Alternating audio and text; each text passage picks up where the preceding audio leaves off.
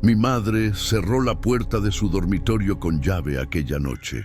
Recuerdo el sonido del pestillo deslizándose, un chasquido metálico que resonó en el silencio de la casa como el golpe de un martillo sobre un clavo de ataúd. Yo tenía 15 años y estaba en mi habitación al otro lado del pasillo, paralizado por un terror que no podía nombrar. Porque al otro lado de la puerta de mi madre, en el corredor oscuro que separaba nuestras habitaciones, estaba mi hermano menor. Tenía 8 años, o al menos esa era la edad que tenía el niño que había regresado de la floresta 3 semanas antes. Estaba de pie, inmóvil, mirando fijamente la puerta de madera detrás de la cual mi madre sollozaba en silencio. Y sus dedos, esos dedos pequeños que deberían haber sido los de un niño normal, arañaban la madera con un sonido constante, rítmico, paciente. Scratch, scratch, scratch. «Mamá», susurró con una voz que era casi la voz de mi hermano, pero no del todo. «Mamá, déjame entrar. Tengo frío. Quiero dormir contigo». Y mi madre, la mujer que había dado a luz a ese niño, que lo había amamantado, que había curado sus rodillas raspadas y cantado canciones para espantar sus pesadillas, esa mujer presionó su espalda contra la puerta y rezó en silencio para que amaneciera, porque ella sabía, como yo sabía, como todos en aquella casa sabíamos, aunque no pudiéramos decirlo en voz alta, que lo que estaba al otro lado de la puerta no era Tomás. Ya no. A veces rezamos para que nuestros seres queridos regresen. Rezamos con fervor, con desesperación, prometiendo cualquier cosa a cualquier Dios que escuche si tan solo nos devuelve lo que perdimos. Pero, ¿y si regresan? ¿Y si regresan diferentes?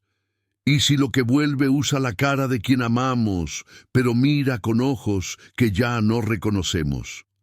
Antes de continuar con esta historia, quiero pedirte que te suscribas al canal El Secreto de la Familia y que actives la campanita para no perderte ningún misterio.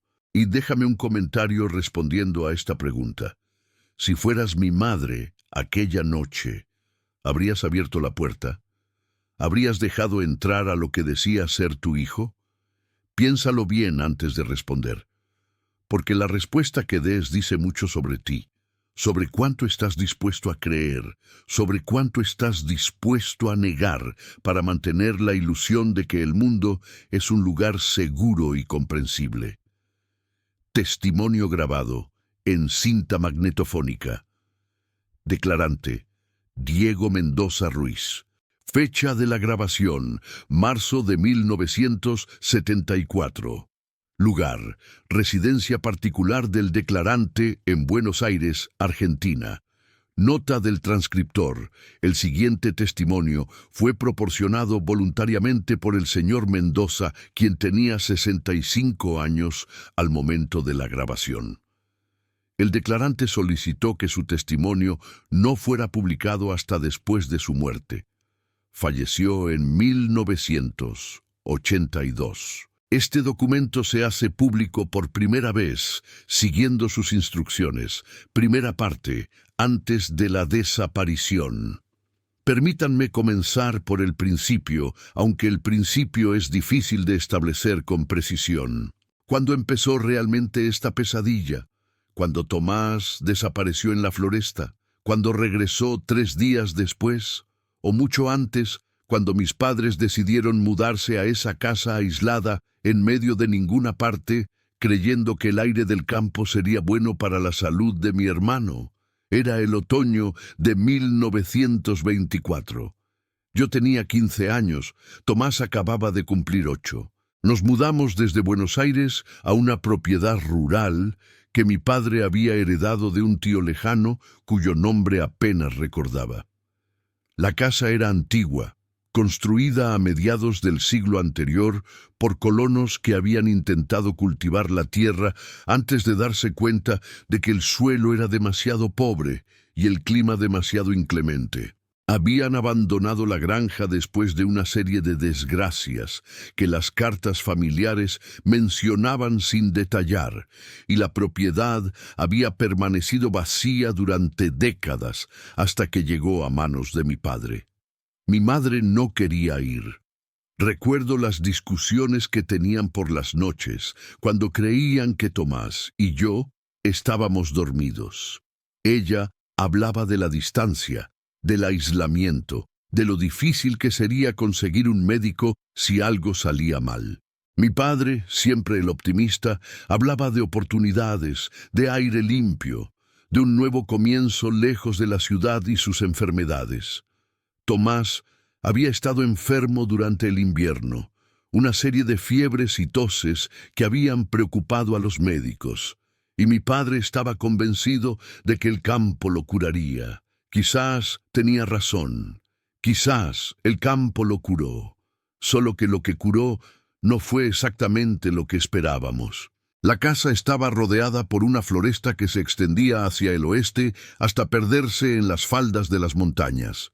Era una floresta antigua, con árboles tan altos y tan juntos que incluso al mediodía la luz apenas penetraba el dosel de hojas. Los lugareños, los pocos que vivían en el pueblo más cercano a 2 horas de camino, hablaban de esa floresta con una mezcla de respeto y temor que en aquel momento atribuí a supersticiones rurales. Decían que había senderos que llevaban a lugares que no aparecían en ningún mapa. Decían que a veces se escuchaban voces entre los árboles, voces que llamaban por tu nombre con tonos familiares, voces que no debías seguir bajo ninguna circunstancia. Decían que la floresta tomaba cosas, y a veces las devolvía, pero nunca exactamente como las había tomado. Mi padre se reía de estas historias. Era un hombre de ciencia, ingeniero de profesión, que no creía en fantasmas ni en cuentos de viejas. Mi madre, en cambio, escuchaba con atención y noté cómo su rostro palidecía cada vez que alguien mencionaba la floresta. Ella venía de una familia del interior, de un pueblo pequeño donde las viejas tradiciones todavía se respetaban, donde se dejaban ofrendas en los cruces de caminos y se evitaban ciertos lugares después del anochecer. Sabía cosas que mi padre desestimaba, cosas que yo, en mi arrogancia adolescente, también desestimaba, hasta que dejé de hacerlo. Los primeros meses en la casa fueron tranquilos. Tomás pareció mejorar, como mi padre había predicho. El color volvió a sus mejillas, la tos desapareció, y pronto estaba corriendo por los campos con una energía que no había tenido en años. Yo me adapté peor. Extrañaba Buenos Aires, extrañaba a mis amigos, extrañaba las calles llenas de gente y los cafés donde podía sentarme a leer. La soledad de la casa me pesaba como una losa, y pasaba la mayor parte del tiempo encerrado en mi habitación, leyendo los libros que había traído de la ciudad y contando los días hasta que pudiera regresar. Tomás, en cambio, amaba la casa, amaba los campos, los animales de la pequeña granja que mi padre había empezado a construir, y sobre todo, amaba la floresta. Pasaba horas mirándola desde la ventana de su habitación, que daba directamente hacia el oeste, hacia esa masa oscura de árboles que se extendía hasta el horizonte. A veces lo encontraba de pie frente a la ventana, inmóvil, con la mirada fija en algún punto entre los árboles que yo no podía ver. «¿Qué miras?», le pregunté una vez. «Los árboles», respondió sin apartar la vista. «A veces me llaman». No le di importancia en ese momento. Era un niño de 8 años con una imaginación activa. Los niños dicen cosas extrañas todo el tiempo.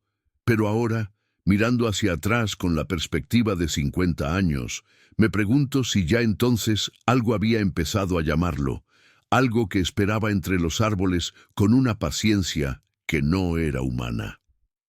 Segunda parte. La desaparición. Tomás desapareció el 15 de octubre de 1924. Era un domingo. Lo recuerdo porque mi padre había prometido llevarnos al pueblo para la misa y para comprar provisiones, pero una tormenta inesperada había hecho imposible el viaje. La lluvia caía con una furia que hacía temblar los cristales de las ventanas, y el viento aullaba entre los árboles de la floresta como si algo estuviera sufriendo allí dentro. Tomás había estado inquieto toda la mañana. Se movía por la casa sin propósito, yendo de habitación en habitación, mirando por las ventanas hacia la lluvia con una expresión que no supe interpretar. Mi madre intentó distraerlo con juegos, pero él no mostraba interés. Mi padre intentó leerle un cuento, pero Tomás se removía en su asiento, incapaz de quedarse quieto. Alrededor del mediodía, la tormenta amainó brevemente. La lluvia se redujo a una llovizna fina, y la niebla comenzó a levantarse de los campos, creando una bruma espesa que desdibujaba los contornos del paisaje. Mi madre estaba en la cocina preparando el almuerzo. Mi padre estaba en su estudio, trabajando en los planos de un nuevo granero. Yo estaba en mi habitación leyendo. Nadie vio a Tomás salir de la casa.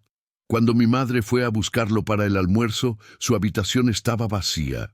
La ventana estaba abierta y las cortinas se movían con la brisa húmeda que entraba del exterior. Su cama estaba deshecha, como si hubiera estado acostado y se hubiera levantado de golpe. Sus zapatos no estaban, pero su abrigo seguía colgado en el perchero. Mi madre gritó. Fue un sonido que nunca olvidaré, un grito que contenía todo el terror que una madre puede sentir cuando descubre que su hijo ha desaparecido. Mi padre y yo corrimos hacia ella, y cuando vimos la ventana abierta y la habitación vacía, supimos inmediatamente a dónde había ido Tomás. La floresta. Salimos a buscarlo de inmediato. La lluvia había vuelto a arreciar, pero no nos importó.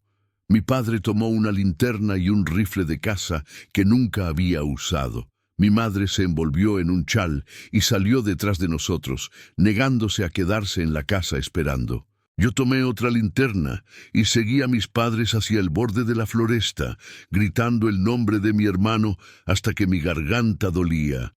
Tomás, Tomás, ¿dónde estás? Tomás. La floresta no respondía. O quizás sí respondía, pero no con las voces que queríamos escuchar. El viento entre los árboles creaba sonidos que a veces parecían palabras, susurros que podrían haber sido el nombre de mi hermano devuelto por el eco, o podrían haber sido algo completamente diferente. A medida que nos adentrábamos entre los árboles, la luz del día disminuía rápidamente, absorbida por el dosel de hojas y por la lluvia que caía sin cesar. Buscamos durante horas. Mi padre se adentró más y más en la floresta, siguiendo senderos que aparecían y desaparecían, llamando a Tomás con una voz cada vez más desesperada. Mi madre caminaba detrás de él, rezando en voz baja, murmurando oraciones que había aprendido de niña, oraciones que no eran exactamente católicas, que invocaban protecciones más antiguas que cualquier iglesia. Yo lo seguía, con la linterna en la mano, sintiendo cómo el frío se colaba por mi ropa mojada y se instalaba en mis huesos. No encontramos nada, ni rastro de Tomás, ni huellas en el barro, ni señales de que hubiera pasado por allí. Era como si la floresta se lo hubiera tragado, como si hubiera dejado de existir en el momento en que cruzó la línea de los árboles. Cuando la noche cayó completamente y las linternas comenzaron a fallar, mi padre tuvo que aceptar lo inaceptable.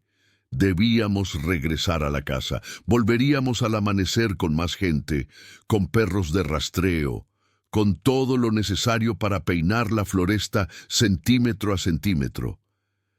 Pero por esa noche no podíamos hacer nada más. Mi madre no durmió. La escuché caminar por la casa toda la noche, yendo de ventana en ventana, mirando hacia la oscuridad de la floresta, como si esperara ver a Tomás emerger de entre los árboles en cualquier momento.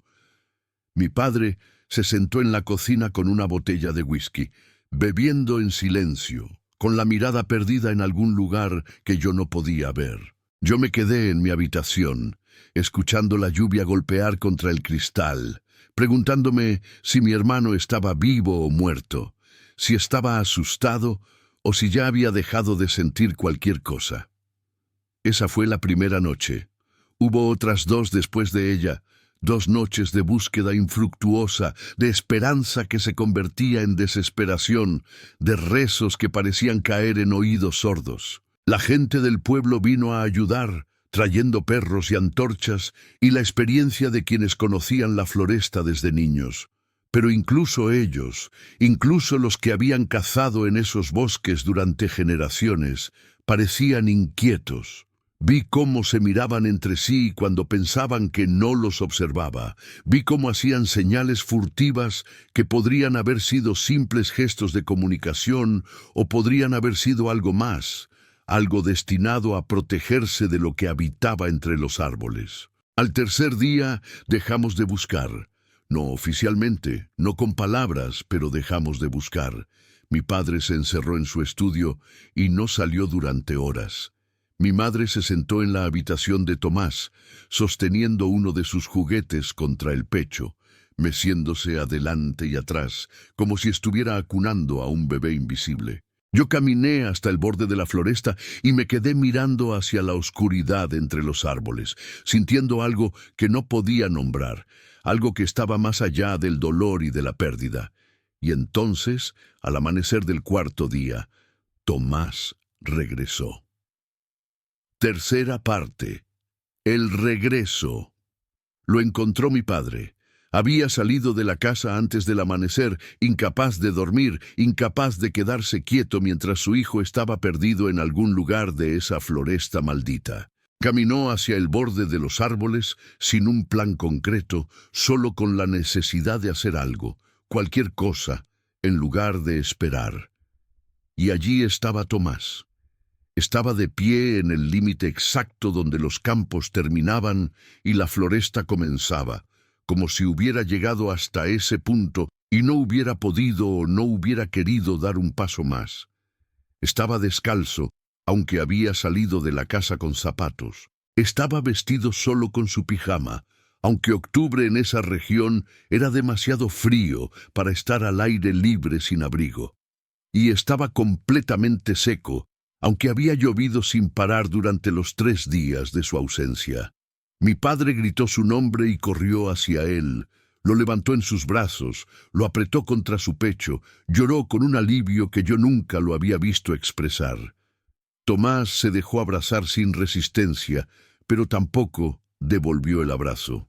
Sus brazos colgaban a los lados de su cuerpo, flácidos, como si no supiera qué hacer con ellos. Y cuando mi padre lo apartó para mirarlo a la cara, para asegurarse de que estaba bien, de que era real, vi algo en los ojos de mi hermano que me heló la sangre. Estaban vacíos, no vacíos en el sentido de tristes o cansados, vacíos en un sentido más profundo, más fundamental. Era como mirar a través de ventanas hacia una habitación donde no había nadie, como asomarse a un pozo que no tenía fondo. Los ojos de Tomás, que siempre habían sido expresivos, llenos de esa curiosidad inquieta que caracteriza a los niños, ahora eran opacos, inmóviles, como los ojos de una muñeca. Pero solo fue un momento, un parpadeo, y los ojos de Tomás volvieron a ser los de siempre, o algo muy parecido a los de siempre. Sonrió, dijo, «Hola, papá», y se dejó llevar hacia la casa donde mi madre esperaba con los brazos abiertos y lágrimas de alegría corriendo por sus mejillas. El médico del pueblo vino esa misma tarde. Examinó a Tomás de pies a cabeza, buscando heridas, señales de hipotermia, cualquier indicio de lo que había sufrido durante 3 días y 3 noches perdido en la floresta. No encontró nada. Tomás estaba en perfecta salud, quizás incluso mejor que antes de desaparecer. No tenía hambre, aunque no había comido en 3 días. No tenía frío, aunque había estado expuesto a temperaturas que deberían haberlo matado. No tenía miedo, aunque había pasado por una experiencia que habría traumatizado a cualquier adulto. El médico no supo qué decir. Murmuró algo sobre la resistencia de los niños, sobre la capacidad del cuerpo humano para adaptarse a condiciones extremas, sobre milagros de la naturaleza, pero vi la confusión en sus ojos, la incertidumbre que no quería admitir. Y cuando se fue, lo vi hacer la señal de la cruz antes de subir a su carruaje, un gesto automático que reveló más de lo que cualquier palabra habría revelado. Esa noche cenamos juntos por primera vez desde la desaparición. Mi madre había preparado el plato favorito de Tomás, un guiso de carne con papas que él siempre había devorado con entusiasmo. Pero Tomás apenas tocó la comida. Movió los trozos de carne de un lado a otro del plato, mirándolos con una expresión que no pude descifrar. Cuando mi madre le preguntó si no tenía hambre, él levantó la vista y sonrió. «No así», dijo, «esta carne no». Mi madre frunció el ceño, confundida. «¿No te gusta, mi amor? Puedo hacerte otra cosa». Tomás no respondió, solo siguió mirando la carne cocida con esa expresión extraña, como si estuviera decepcionado por algo que no podía explicar. Esa fue la primera señal, la primera de muchas que seguirían en los días y semanas posteriores, señales que al principio ignoramos o racionalizamos, que atribuimos al trauma de la desaparición, a la necesidad de readaptarse a la vida normal. Señales que, si hubiéramos prestado más atención, nos habrían advertido de la verdad mucho antes de que fuera demasiado tarde. Cuarta parte. Los pequeños detalles. Las primeras semanas después del regreso de Tomás fueron un periodo de observación cautelosa, aunque en ese momento no lo sabíamos. Mis padres estaban tan aliviados de tenerlo de vuelta que ignoraban, consciente o inconscientemente, las pequeñas anomalías que comenzaban a acumularse. Yo, en cambio, las notaba y las guardaba en mi memoria, donde crecían como semillas de duda que eventualmente florecerían en terror. El parpadeo fue lo primero que me llamó la atención, o más bien, la falta de parpadeo. Los seres humanos parpadeamos aproximadamente 15 veces por minuto, un reflejo involuntario que mantiene nuestros ojos húmedos y protegidos. Es algo que hacemos sin pensar, algo tan natural que normalmente ni siquiera lo notamos. Pero después de su regreso, Tomás parpadeaba mucho menos. A veces pasaban minutos enteros sin que sus párpados se movieran. Minutos durante los cuales me miraba con esos ojos que parecían los de siempre, pero que ya no se sentían como los de siempre. La primera vez que lo noté, estábamos sentados en la sala, él jugando con unos bloques de madera, yo intentando leer un libro. Levanté la vista y lo encontré mirándome fijamente, sin parpadear, con una expresión que podría haber sido curiosidad o podría haber sido algo completamente diferente. Conté los segundos, 10, 20, 30. Sus ojos no se movieron, no se humedecieron, no mostraron ninguna señal de incomodidad. Finalmente, después de casi un minuto, parpadeó una vez, lentamente, deliberadamente, como si acabara de recordar que eso era algo que los humanos hacían. «¿Qué miras?», le pregunté, intentando que mi voz sonara normal. «Nada», respondió, «solo te miro». Y volvió a sus bloques como si no hubiera pasado nada. Pero yo sentí un escalofrío que no tenía nada que ver con la temperatura de la habitación. Después estaban los rincones oscuros. Antes de la desaparición, Tomás le tenía miedo a la oscuridad, como la mayoría de los niños de su edad. Necesitaba una vela encendida en su habitación para dormir y evitaba las partes de la casa donde la luz no llegaba. Pero después de su regreso, todo cambió. Ahora buscaba la oscuridad.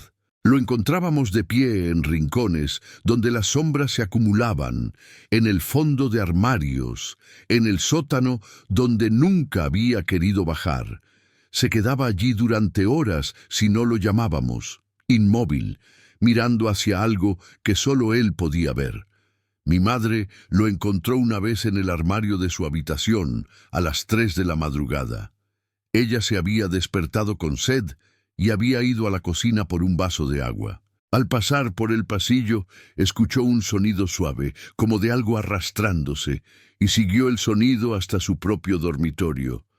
El armario estaba abierto, y allí dentro, en la oscuridad más profunda, estaba Tomás. Sentado con las piernas cruzadas, mirando hacia arriba, con una sonrisa en los labios que mi madre describió como beatífica. «¿Qué haces aquí, mi amor?», preguntó mi madre, intentando ocultar el temblor en su voz.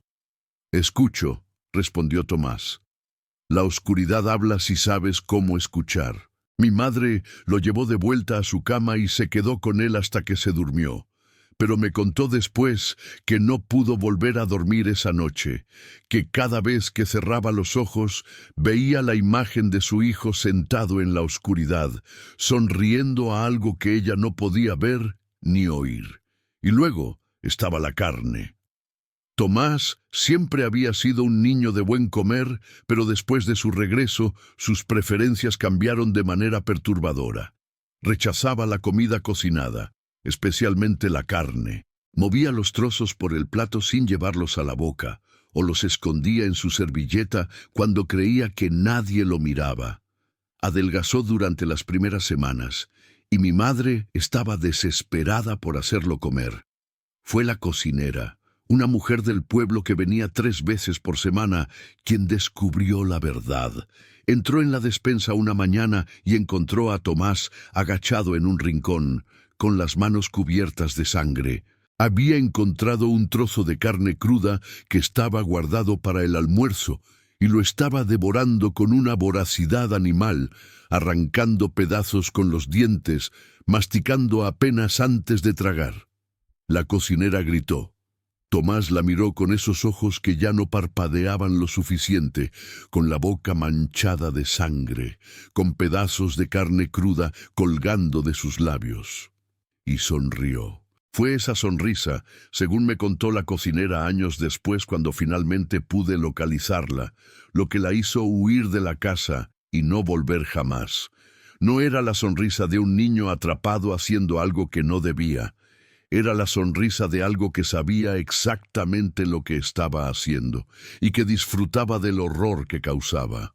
Mis padres racionalizaron el incidente. Dijeron que Tomás estaba confundido después de su experiencia en la floresta, que su cuerpo necesitaba nutrientes que la comida cocinada no le proporcionaba, que era una fase que pasaría con el tiempo. Consiguieron otra cocinera, una mujer mayor del pueblo vecino que no conocía la historia, y le dieron instrucciones de mantener la carne cruda bajo llave. Pero yo sabía, en algún lugar profundo de mi mente, más allá del amor que sentía por mi hermano, más allá del deseo desesperado de creer que todo estaba bien, yo sabía que el niño que había regresado de la floresta no era el mismo que había entrado. Quinta parte. Los animales. Las muertes comenzaron a las pocas semanas del regreso de Tomás. Al principio fueron animales pequeños, los pollos del gallinero, los conejos que mi madre criaba para la carne. Los encontrábamos por las mañanas, muertos sin causa aparente, sin heridas visibles, con expresiones de terror congeladas en sus pequeños rostros. Mi padre atribuyó las muertes a un zorro o a algún otro depredador. Reforzó las cercas, instaló trampas, pasó noches en vela vigilando el gallinero, pero los animales seguían muriendo y nunca encontró ningún depredador. Fue Julián, el peón que ayudaba con las tareas de la granja, quien me contó lo que había visto. Era un hombre mayor, de pocas palabras, que había trabajado la tierra toda su vida y que había visto cosas que prefería no mencionar. Pero una noche, después de encontrar el cuerpo de una gallina particularmente destrozado, vino a buscarme.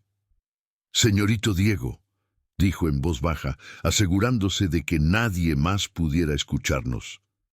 Hay algo que debes saber. Anoche vi al niño, a su hermano. Estaba en el gallinero después de medianoche. Mi corazón se detuvo por un momento. ¿Qué viste exactamente, Julián? El viejo se persignó antes de responder. Estaba con las gallinas, de rodillas, entre ellas, y... El viejo tragó saliva, como si las palabras le costaran físicamente, y les hablaba, en una lengua que no era español, que no era ninguna lengua que yo haya escuchado en mi vida, y las gallinas lo escuchaban, estaban inmóviles, mirándolo como si estuvieran hipnotizadas, y luego él puso sus manos sobre una de ellas, y la gallina simplemente murió, sin ruido, sin lucha, como si él le hubiera sacado la vida con solo tocarla.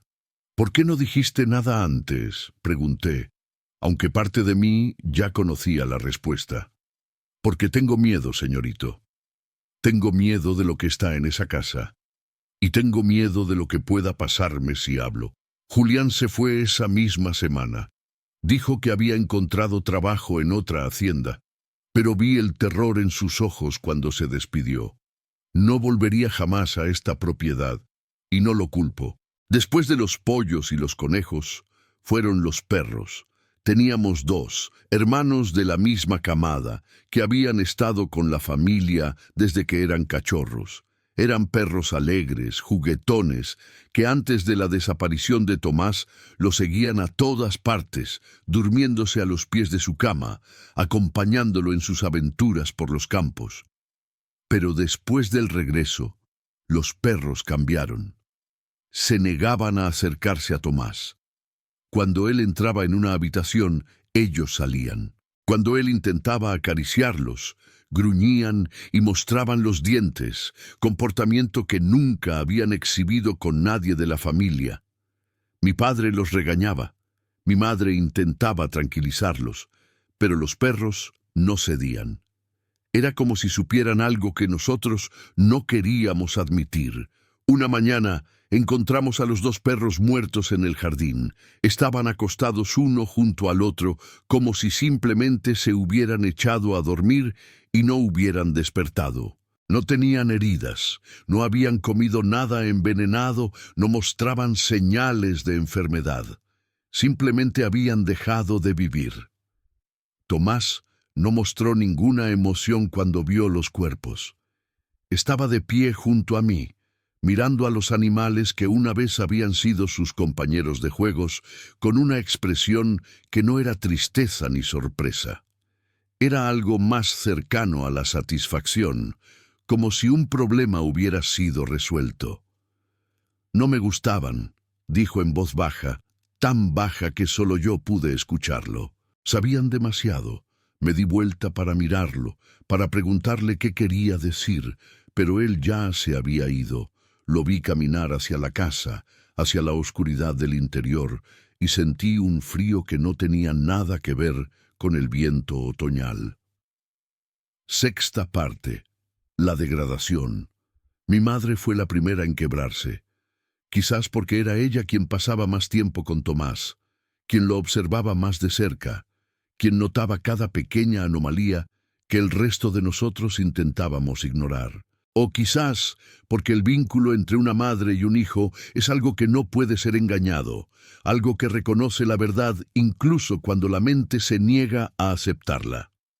Las madres saben cosas, sienten cosas, tienen un instinto que va más allá de la lógica, más allá de la razón, que les dice cuando algo está mal con sus hijos, aunque no puedan explicar qué es.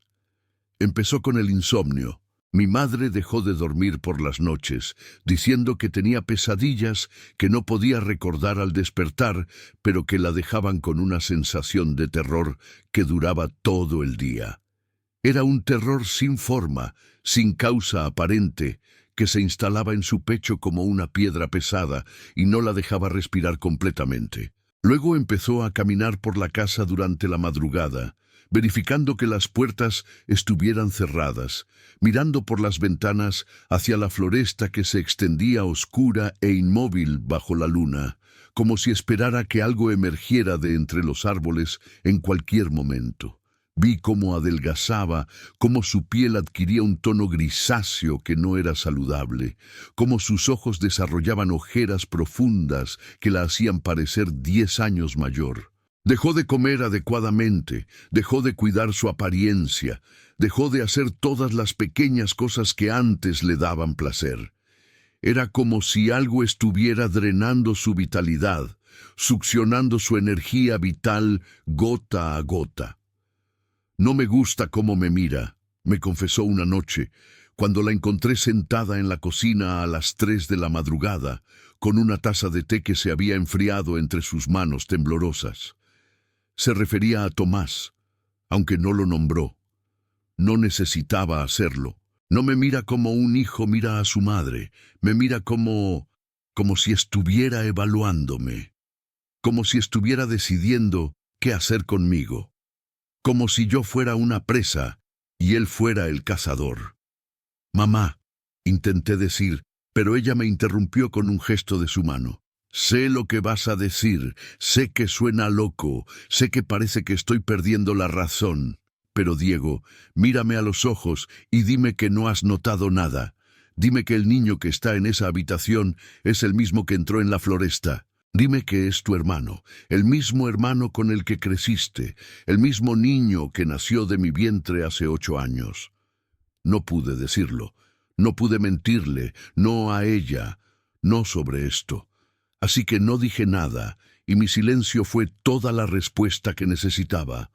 Vi cómo sus ojos se llenaban de lágrimas, vi cómo su cuerpo se estremecía con un sollozo silencioso, y supe que ambos habíamos cruzado un umbral del que no había retorno. A partir de esa noche, mi madre comenzó a evitar a Tomás con una deliberación que era dolorosa de observar.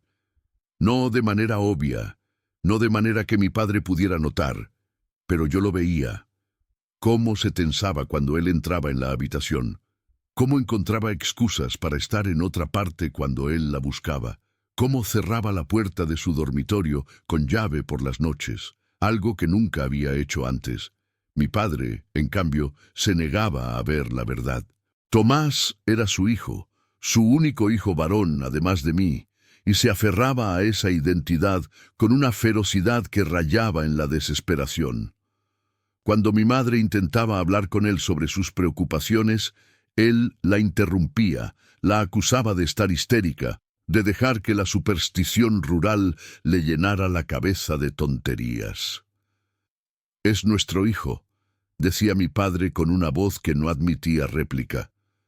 «Pasó por una experiencia traumática y necesita tiempo para recuperarse. Eso es todo lo que está pasando». Pero incluso mi padre, con toda su terquedad, con todo su racionalismo, empezó a mostrar señales de duda. Lo vi mirando a Tomás, cuando creía que nadie lo observaba, con una expresión en el rostro que era una mezcla de amor y de algo más oscuro, algo que podría haber sido miedo. Y una noche lo escuché hablando solo en su estudio, repitiendo una frase una y otra vez como si fuera un mantra. «Es mi hijo, es mi hijo, es mi hijo», como si intentara convencerse a sí mismo de algo que ya no podía creer. Séptima parte. Lo que encontré en la floresta. Fue en noviembre, aproximadamente un mes después del regreso de Tomás, cuando decidí entrar en la floresta. No sé exactamente qué esperaba encontrar. Quizás buscaba respuestas. Quizás buscaba pruebas de que mis sospechas eran infundadas, de que Tomás era simplemente un niño traumatizado que necesitaba tiempo y paciencia. O quizás, en algún lugar profundo de mi mente, sabía exactamente lo que iba a encontrar, y simplemente necesitaba verlo con mis propios ojos para poder actuar. Salí de la casa antes del amanecer, mientras todos dormían, o mientras todos fingían dormir, porque en esa casa ya nadie dormía realmente, no del modo profundo y reparador en que solíamos dormir antes de que la pesadilla comenzara. Caminé hacia el borde de la floresta con una linterna en una mano y un cuchillo de caza en la otra, sintiendo el peso del terror en mi estómago, pero obligándome a seguir adelante. La floresta me recibió con el silencio, no el silencio normal de un bosque al amanecer, cuando los pájaros todavía no han despertado y los animales nocturnos ya se han retirado a sus madrigueras. Era un silencio más profundo, más absoluto, como si el sonido mismo hubiera sido absorbido por los árboles. Mis pasos sobre las hojas caídas parecían amortiguados, distantes, como si no fueran realmente míos. Caminé durante lo que parecieron horas, aunque el sol apenas se había movido en el cielo. Los árboles se cerraban a mi alrededor, formando un túnel de troncos y ramas que parecía extenderse infinitamente en todas direcciones. A veces creía reconocer un sendero, una marca en un árbol, una formación de rocas que me indicaba que iba en la dirección correcta. Pero, ¿correcta hacia dónde? No lo sabía. Solo sabía que tenía que seguir, que algo me llamaba desde las profundidades del bosque, algo que quería ser encontrado. Encontré el claro cerca del mediodía, o eso creo. El tiempo en la floresta era difícil de medir, fluía de maneras que no obedecían las reglas normales. Un momento parecía durar una eternidad y una hora parecía pasar en un parpadeo. El claro era circular, perfectamente circular, como si alguien lo hubiera medido con un compás. Los árboles a su alrededor formaban una pared continua de troncos y follaje, tan densa que no dejaba pasar la luz. Y sin embargo, el claro estaba iluminado, bañado por una luminosidad tenue que no parecía venir del sol, que no parecía venir de ninguna parte. En el centro del claro había una piedra. No una piedra. Un altar. Una losa de roca oscura, casi negra, que sobresalía del suelo como si hubiera brotado de la tierra misma. Su superficie estaba cubierta de símbolos que no reconocí, espirales y figuras geométricas que hacían daño a la vista si las mirabas demasiado tiempo. Y sobre el altar, dispuestos con un cuidado que sugería ritual, había objetos que reconocí. El abrigo de Tomás, el que había dejado en la casa el día que desapareció. Sus zapatos, esos zapatos que nunca encontramos en la floresta. Un mechón de su cabello, atado con un hilo rojo. Y algo más, algo que me hizo caer de rodillas con un grito que no llegó a salir de mi garganta. Un cuerpo pequeño, acurrucado al pie del altar, cubierto de hojas y musgo, como si la floresta hubiera intentado ocultarlo. Me arrastré hacia él. No quería ver, necesitaba ver. No podía ver, tenía que ver. Aparté las hojas con manos temblorosas y vi el rostro de mi hermano. No el rostro de la cosa que vivía en nuestra casa, que se sentaba a nuestra mesa, que miraba a mi madre con ojos que no parpadeaban lo suficiente. El rostro de Tomás, de mi verdadero hermano, pálido, inmóvil, con una expresión de paz que contrastaba terriblemente con el horror de la situación. Estaba muerto, llevaba muerto semanas, quizás desde el día que desapareció. Su cuerpo estaba extrañamente preservado, sin señales de descomposición, como si el tiempo no pasara en este claro de la misma manera que pasaba en el resto del mundo. Pero estaba muerto.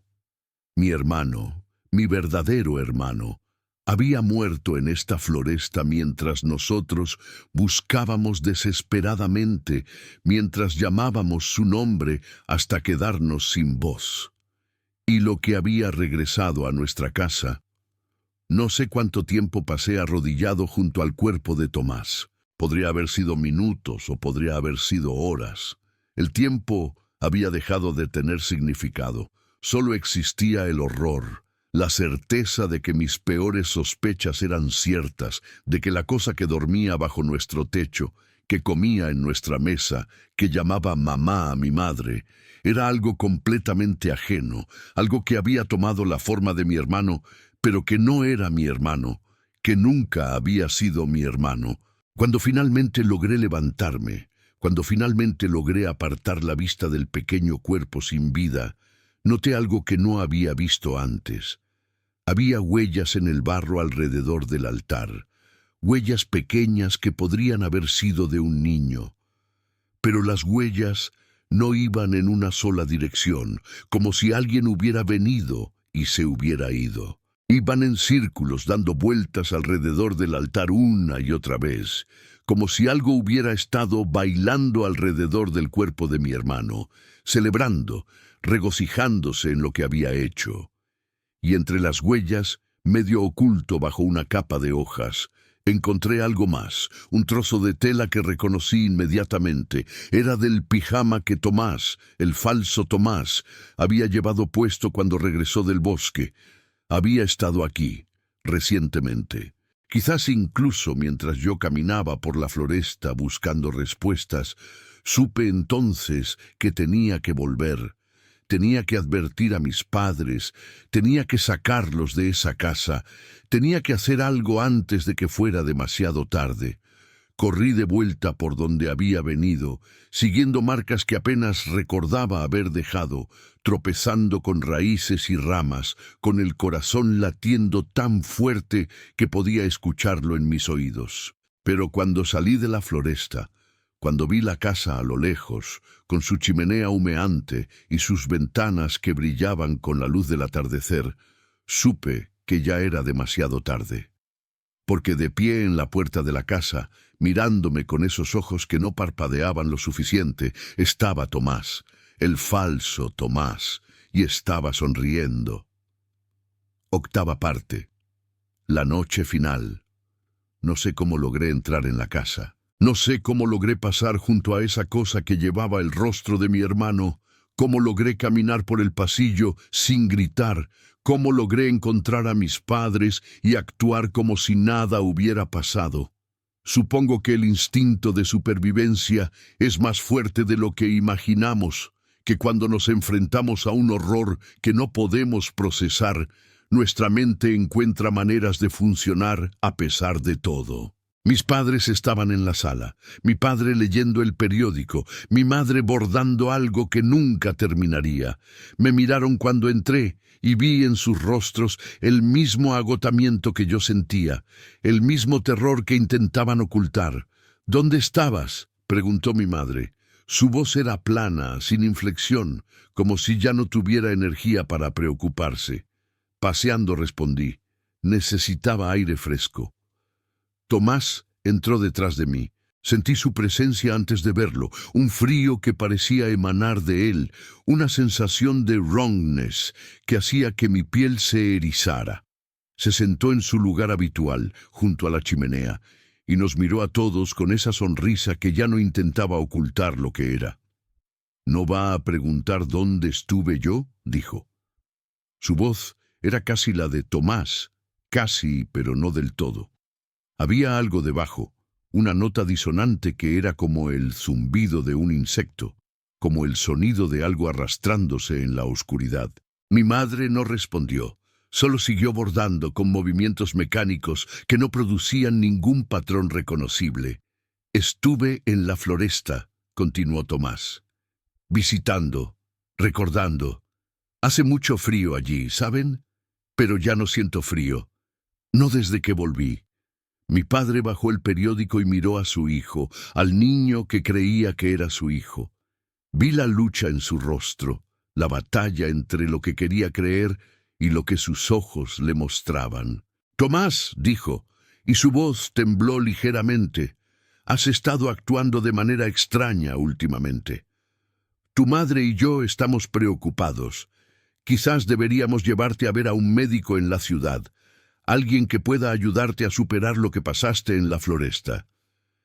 Tomás inclinó la cabeza, un gesto que era casi humano, pero no del todo, como si estuviera imitando algo que había visto hacer a otros, pero no entendiera completamente su significado. «No necesito un médico, padre. Estoy mejor que nunca. La floresta me curó, ¿recuerdan? Me hizo fuerte. Me hizo diferente, diferente, repitió mi madre. La palabra cayó en el silencio como una piedra en un pozo profundo. Sí, diferente. Mejor. Más de lo que era antes. El niño que entró en la floresta era débil, enfermo, pero lo que salió... Tomás se detuvo y por un momento, solo un momento, vi algo detrás de sus ojos. Algo que no era humano, que nunca había sido humano, que llevaba la cara de mi hermano como una máscara mal ajustada. Lo que salió tiene hambre, terminó, y ya me cansé de esperar. Novena parte.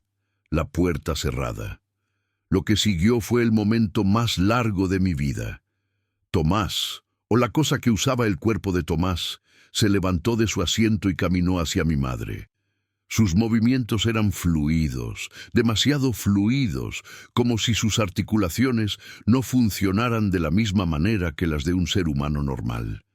Mi madre se levantó de golpe, tirando su bordado al suelo, y retrocedió hasta que su espalda golpeó la pared.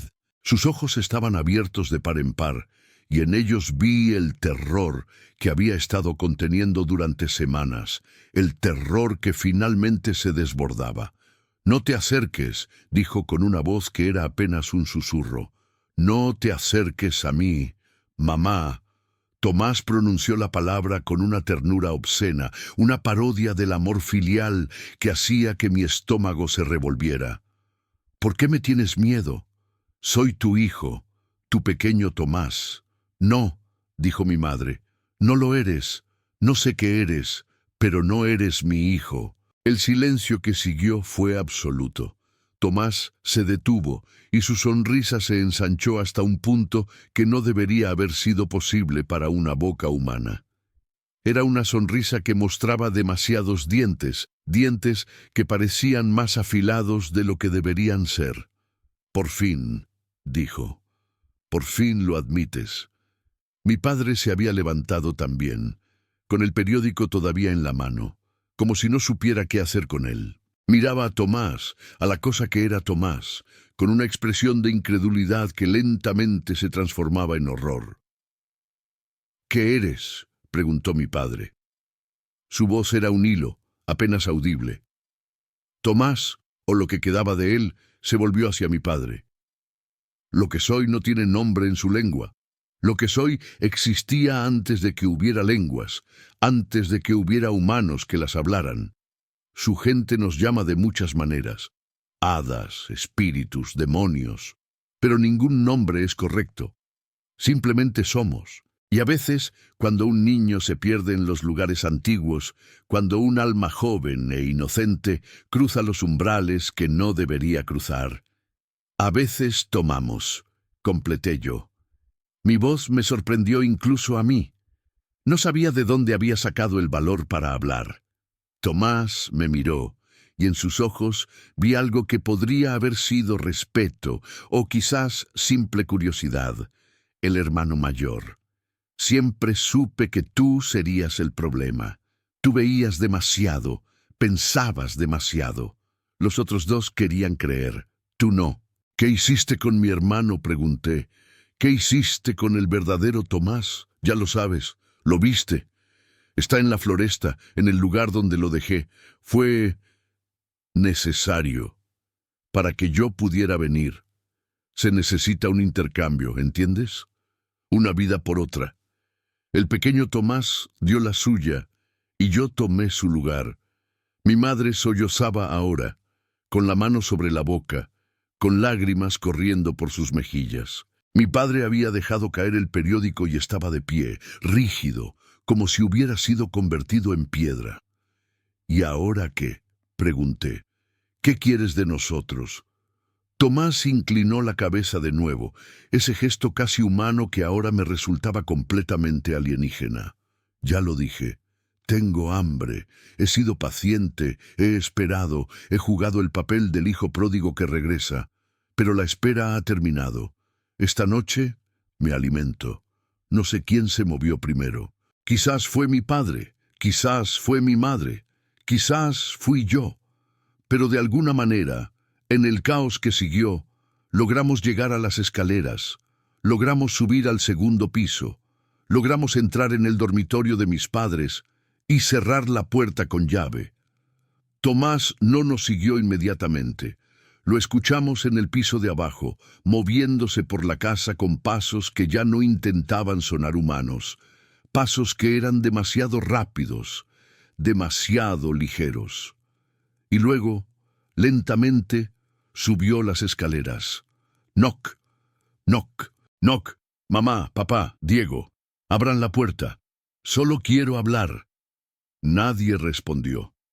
Estábamos los tres apretados contra la pared más alejada de la puerta, con la cama entre nosotros y lo que estaba afuera, como si un colchón pudiera protegernos de algo que había existido antes de que hubiera humanos en el mundo. Sé que están asustados, es normal, pero piénsenlo. Han vivido conmigo durante semanas. He comido su comida. He dormido bajo su techo. He dejado que me llamaran hijo y hermano. Si quisiera hacerles daño, ¿no lo habría hecho ya? Era una lógica retorcida, pero había algo de verdad en ella. Y eso era lo más aterrador, que esa cosa, ese monstruo, pudiera razonar, pudiera manipular, pudiera jugar con nuestras esperanzas y nuestros miedos como un gato juega con un ratón. Solo necesito una cosa de ustedes, una cosa pequeña, algo que ni siquiera van a extrañar. Y luego me iré, volveré a la floresta, al lugar de donde vine, y nunca más tendrán que verme. ¿Qué cosa?, preguntó mi padre. Su voz era hueca, derrotada. Hubo un silencio al otro lado de la puerta, y luego Tomás respondió: a uno de ustedes, 10ª parte, lo que nunca termina. Pasamos la noche entera en esa habitación. Tomás, o lo que fuera, permaneció al otro lado de la puerta, arañando la madera con esos dedos pequeños que ya no eran los de un niño, susurrando promesas y amenazas con una voz que alternaba entre la dulzura y algo mucho más oscuro. A veces lloraba, con el llanto de un niño perdido que quiere a su mamá. Esos momentos eran los peores, porque había algo genuino en ese llanto, algo que hacía que mi madre se estremeciera, que hacía que su mano se moviera hacia la puerta como por voluntad propia. A veces se reía, una risa que no tenía nada de humano, que sonaba como el viento entre ramas muertas, como el crujido de huesos que se rompen, y a veces simplemente callaba. Esos silencios eran casi peores que los sonidos, porque no sabíamos dónde estaba, qué estaba haciendo, si seguía al otro lado de la puerta o si había encontrado otra manera de entrar. Cuando amaneció, el sol entrando por la ventana con una luz pálida y fría, los sonidos se detuvieron. Esperamos 1 hora, luego 2, antes de que mi padre se atreviera a abrir la puerta. El pasillo estaba vacío. La casa estaba en silencio, un silencio normal, no el silencio pesado y antinatural que había reinado durante semanas. Bajamos las escaleras con cuidado, revisando cada habitación, cada rincón, cada armario. Tomás se había ido. Lo encontramos más tarde, o lo que quedaba de él. Estaba en el borde de la floresta, exactamente en el mismo lugar donde mi padre lo había encontrado semanas antes. Pero esta vez no estaba de pie. Estaba acostado en el suelo, boca arriba, con los ojos abiertos mirando hacia el cielo gris. Y estaba diferente. Su piel había adquirido un tono grisáceo, como la corteza de los árboles que lo rodeaban. Sus ojos, esos ojos que no parpadeaban lo suficiente, ahora estaban completamente blancos, sin pupilas, sin iris, y su boca estaba abierta en una sonrisa que mostraba demasiados dientes, dientes que definitivamente no eran los de un niño de 8 años. Estaba muerto, o quizás simplemente había dejado de usar ese cuerpo. Había regresado a la floresta de donde había venido, dejando atrás una cáscara vacía que ya no le servía. Lo enterramos junto al verdadero Tomás, cuyo cuerpo recuperamos de la floresta con la ayuda de los hombres del pueblo. 2 tumbas pequeñas, lado a lado, bajo un roble que mi padre plantó para marcar el lugar. una para mi hermano, la otra para lo que lo había reemplazado. Vendimos la casa pocos meses después. Nos mudamos de vuelta a Buenos Aires, a un apartamento en el centro de la ciudad donde las calles estaban llenas de gente y los sonidos de la civilización ahogaban cualquier susurro que pudiera venir de lugares más oscuros. Mi madre nunca se recuperó del todo. Pasó el resto de su vida con una mirada distante, como si una parte de ella siguiera en aquella casa, en aquella noche, escuchando los arañazos en la puerta y el llanto de algo que fingía ser su hijo. Murió en 1942 y sus últimas palabras fueron: «No abras la puerta, no la abras». Mi padre se refugió en el trabajo, en el alcohol, en cualquier cosa que pudiera distraerlo de los recuerdos. Nunca volvió a hablar de lo que pasó aquella noche, ni de Tomás, ni de la floresta. Era como si hubiera borrado ese capítulo de su vida, como si nunca hubiera sucedido. Murió en 1955 de un ataque al corazón, solo en su oficina. Cuando lo encontraron, tenía una fotografía en la mano. Una fotografía de Tomás, del verdadero Tomás, tomada antes de que nos mudáramos al campo. Yo soy el único que queda, el único que recuerda, el único que puede contar esta historia. He cargado con ella durante 50 años, guardándola como un secreto vergonzoso, como una herida que nunca cicatriza. Pero ahora soy viejo, y sé que no me queda mucho tiempo. Y antes de irme, necesito que alguien más sepa lo que pasó. Necesito que alguien entienda que hay cosas en este mundo que no podemos explicar, que no podemos combatir, que solo podemos sobrevivir si tenemos suficiente suerte. La floresta sigue ahí. He revisado los mapas, he hecho preguntas discretas. La propiedad ha cambiado de manos varias veces, pero nadie ha durado mucho tiempo. Hay rumores, claro. Siempre hay rumores, historias de niños que desaparecen y regresan diferentes, historias de padres que miran a sus hijos y no reconocen lo que ven, historias de puertas que se cierran con llave en la noche, de arañazos en la madera, de voces que llaman con tonos familiares desde el otro lado.